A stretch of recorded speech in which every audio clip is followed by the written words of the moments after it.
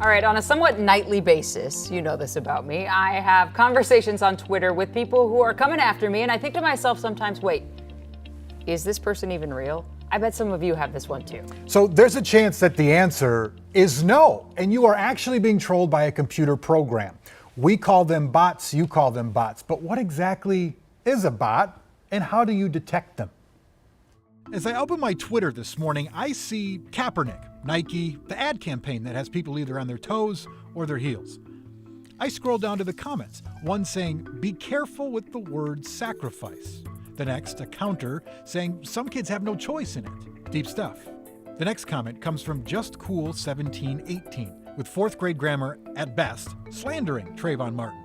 The comment after that, these bots are out of control. Then I think, wait a minute, is Just Cool 1718 even a human being?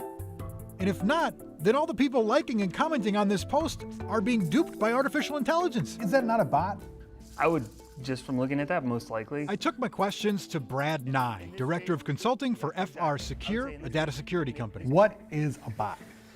It's a computer program, right? So you're gonna create an account on whatever social media, Twitter, Instagram, Facebook, and it's gonna be basically a program that does what the controller or the operator tells it to do. So it's either going to be looking for keywords or hashtags, or looking at what other accounts that it's programmed to watch for do, and then retweet those out or resend those out based on logic. According to a recent study by Indiana University and USC, between 9 and 15% of Twitter users are robots. That's 30 million bot accounts. Nye pointed me to Conspirador Norteño, a Twitter user who frequently hunts down bot accounts. He found 645 accounts all attacking one Twitter user at the same time. Each one of these fake accounts had a formula: female name, 2-digit number, letter, 2-digit number, and another letter. And each profile pic likely stolen from the internet. People's pictures, as we were saying before, are being captured, and an actual life picture is being repurposed for a bot to give it a little bit more reality. Jim Nash, chief storyteller at FR Secure, found out his picture was being used on a bot account in Romania. A telltale sign of somebody who's actually using Facebook, you can find pictures of what they had for dinner, or pictures of them and their kids' first day at school. Life. On these, there's nothing. So how do you detect a bot? Let's go through the list. Is there an avatar?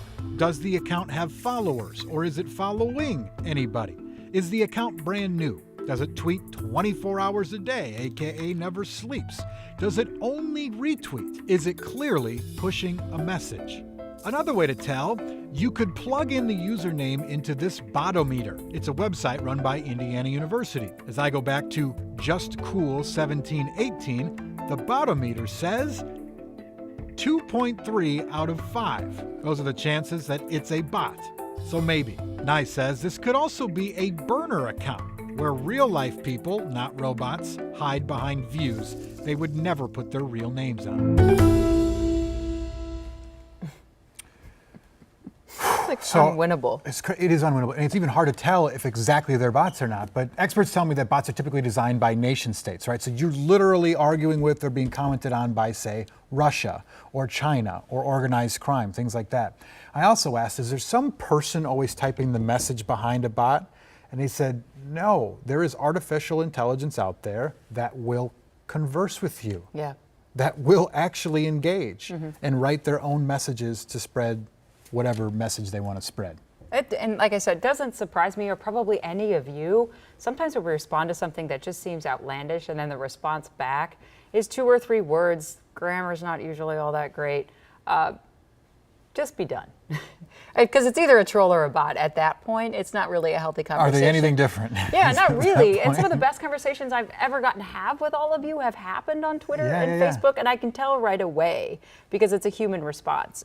But it's so sad, yet again, that these social media sites that were designed to unite us are only dividing us. And being manipulated now by robots. Yeah, and it doesn't seem to be fixable anytime soon. Right.